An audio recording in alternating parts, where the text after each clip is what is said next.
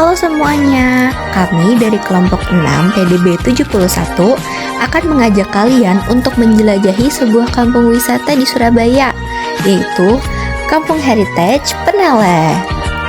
Tapi sebelum itu, kami akan memperkenalkan diri terlebih dahulu nih.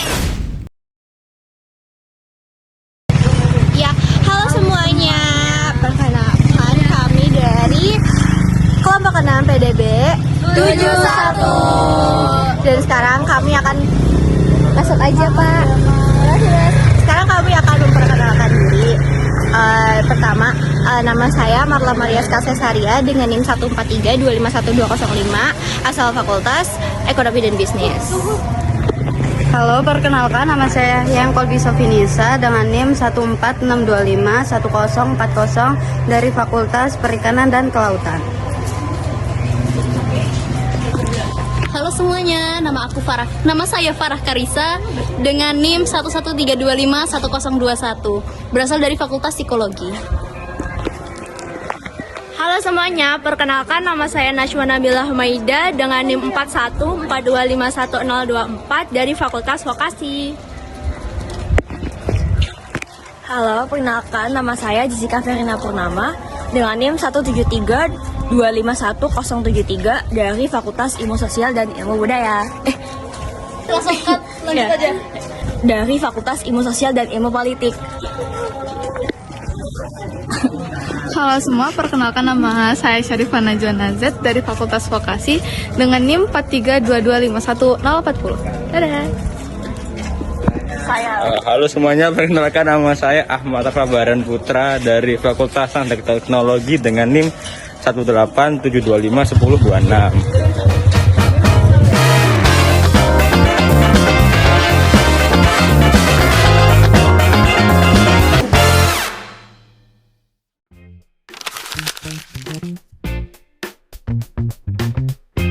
Selamat datang di Sumur Jabong, sebuah sumur di tengah Jalan Pandean, Gang 1 RW 13 RT 10 yang menyimpan banyak sejarah.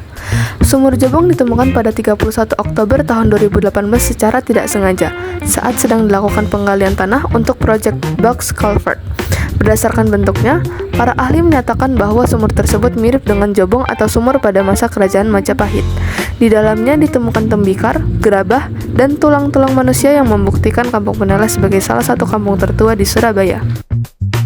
Saat kami mencoba masuk ke lubang di sekitar sumur, kita merasa tempat tersebut lembab, tetapi masih ada rasa sejuknya juga. Di dinding sekitar sumur terdapat hiasan daun-daun sintesis dan sebuah kendi dengan dupa. Selain itu, disediakan gayung dengan pegangan yang panjang sehingga pengunjung dapat mencoba mengambil air sumur.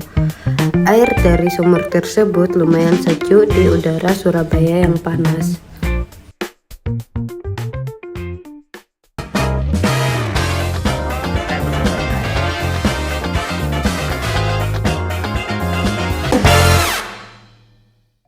Tapi ya tutup.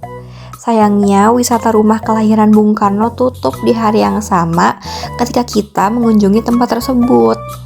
Maka dengan berat hati, kita langsung melanjutkan ke destinasi wisata selanjutnya, yaitu Rumah Host Cokroaminoto. Yang ternyata juga tutup. Jadi kita lanjut ke lokasi selanjutnya ya.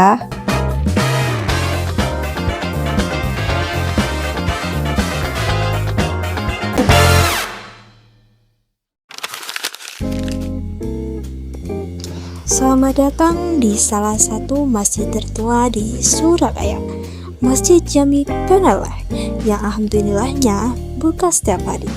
Masjid Jami Peneleh dikenal dengan arsitekturnya yang unik, yaitu berbentuk seperti kapal. Selain itu, atap dan strukturnya masih mempertahankan gaya lama, belum mendapatkan renovasi atau penambahan apapun sejak pertama kali dibangun. Dan inilah yang menambah ulasan dari Masjid Jami ini. Menariknya, pada beberapa bagian pilar tersebut terdapat ukiran berbentuk dua mata dan gigi yang sekilas tampak seperti wajah tengkorak. Selain itu, di dalam masjid ini juga tersimpan sebuah beduk tua yang memiliki sejarahnya tersendiri.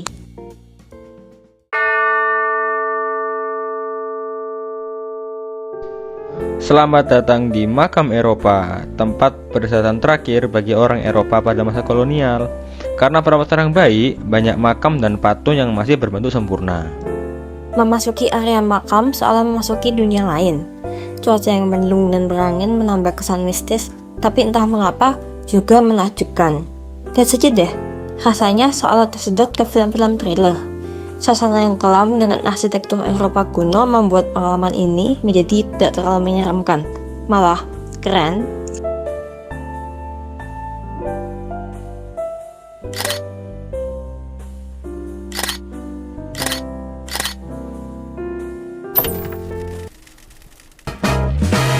Sekian tempat-tempat wisata yang dapat dikunjungi di Kampung Heritage Peneleh. Dengan banyaknya lokasi bersejarah yang edukatif, tempat wisata ini menjadi tempat yang cocok dijadikan tempat berkunjung. Sebelum ditutup, berikut adalah wawancara yang kami lakukan dengan Bapak Agus Santoso, sang juru kunci Sumur Jobong. Izin ke kami dari UNER untuk tugas dari kelas 71, izin untuk wawancara Bapak. Sebenarnya Bapak sendiri namanya siapa ya Pak? Nama saya Agus Santoso. Juga, apakah ada inisiatif atau koordinasi ke Sendera Sumur untuk mengelola kecil lahir atau masih di kelompok ini? Lalu bagaimana semangatnya memayang berada inisiatif tersebut? Jadi semangat gotong royong di kampung ini alhamdulillah udah mulai tertata, Pak. Jadi kayak istilahnya kalau mau ada kunjungan dari kapal pesiar, kita gotong royong ini pengecatan tong sampah. Ini kan nanti tanggal 12 sampai 14 November ini ada kunjungan dari kapal pesiar. Jumlahnya itu per kapal 500 orang.